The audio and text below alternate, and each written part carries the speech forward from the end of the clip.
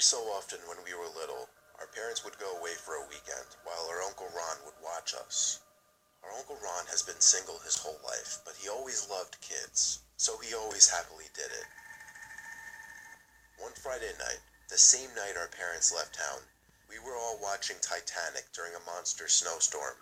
Me, my two brothers, my older sister, and our Uncle Ron. I remember certain parts of this night so vividly, but other parts I just draw blanks. I do remember, however, that the power flicked off briefly, and we had to reset the VCR to get back to where we were in the movie. Shortly after that, our Uncle Ron was fast asleep. We let him sleep while we kept watching the movie.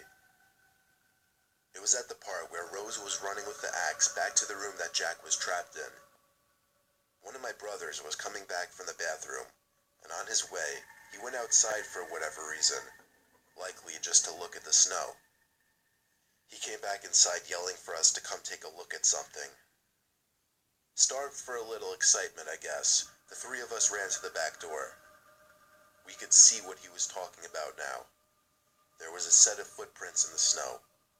It led from the back door, then to the window, and then back in the direction of the yard and woods.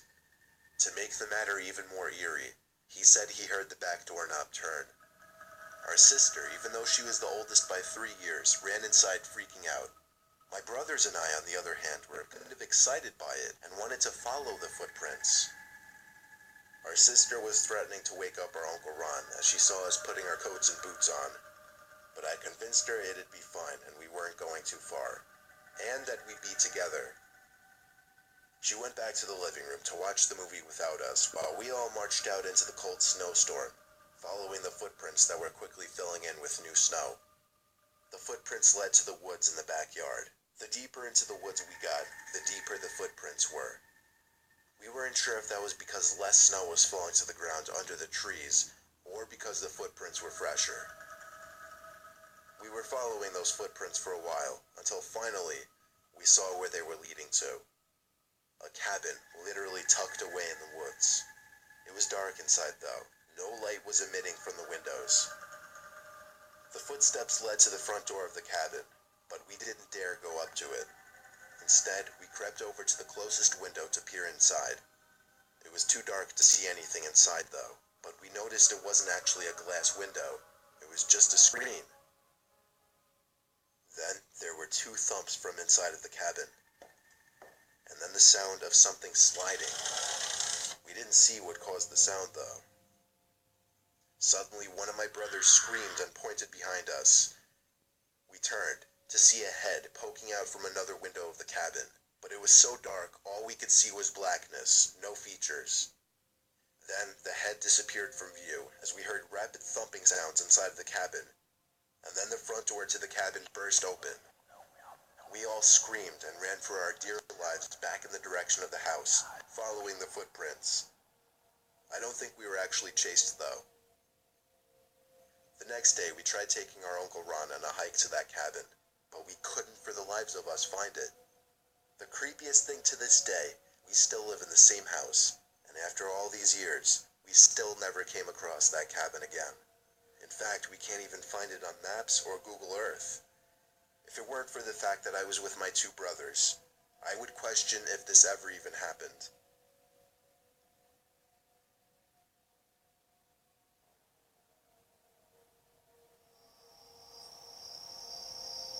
My friends, who I'll refer to as S and J, came along with me on a little camping trip near Blue Mountain National Park. We set up camp near a small pond just because it seemed like the coolest place to chill. The point of this whole trip was mainly just to get out, drink a bunch of beers with friends, and chill.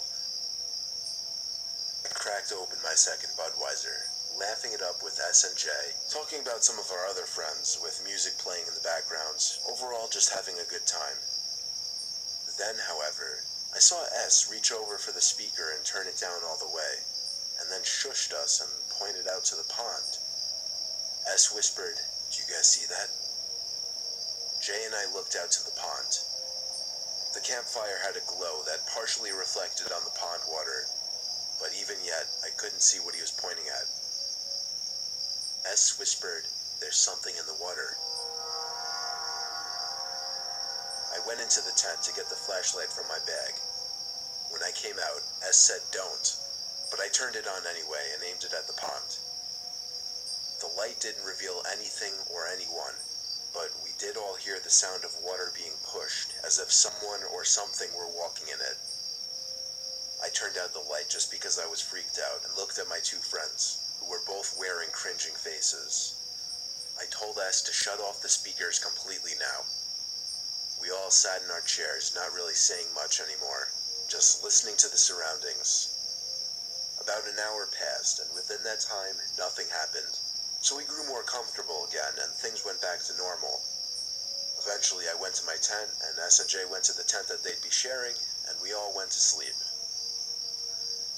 Now that I was alone with my thoughts, however, I started thinking of that thing that S said was in the water. He never actually described what it looked like, if it was an animal or a person. My sense of hearing was heightened as I was in a state of alert, and because of that, I heard something from the woods. I sat up, since that always seems to help with concentration. I needed to hear one more sound before I could confirm something wasn't right. There was the sound again, much closer now, and I was able to confirm it was a foot hitting the ground. Whether it was a person's closer, it was clear someone or something was sneaking around our campsite.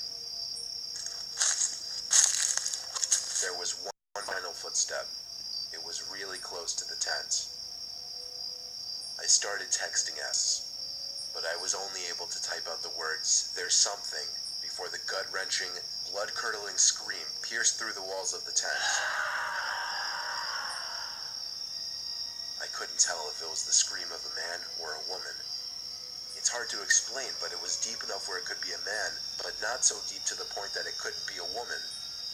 The scream lasted about 5 seconds. Then there was silence.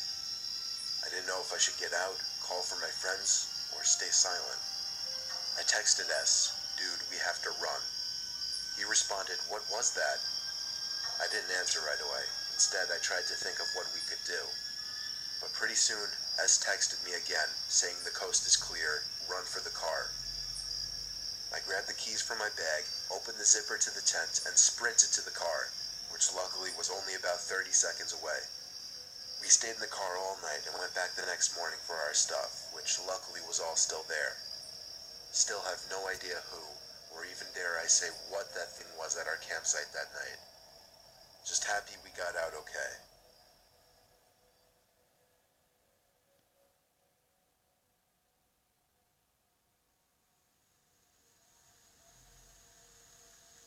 Skipping most of the background of the story, I once found myself walking through the woods during a slight drizzle.